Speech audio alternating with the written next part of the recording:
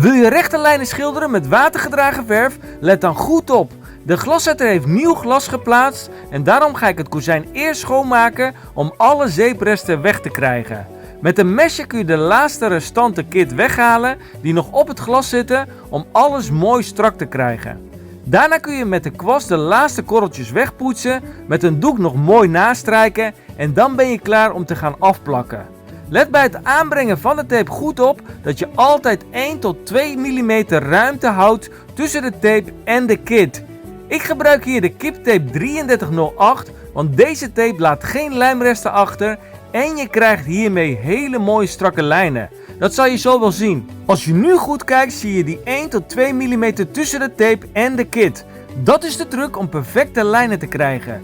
Die afstand moet je aanhouden, want anders trek je straks de verf kapot als je de tape gaat verwijderen. Ik ga gebruik maken van de Aqua hechtprimer van Wijzenol om de eerste verflaag aan te brengen op de kit en op de oude ondergrond, want de kitlaag moet eerst gegrond worden. En wil je geen strepen in je verf hebben, dan heb je een speciale watergedragen kwast nodig.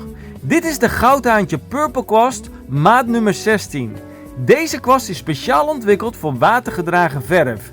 Ga je een normale kwast gebruiken, dan krijg je er allemaal strepen in. Dus de Purple serie is altijd voor watergedragen verf.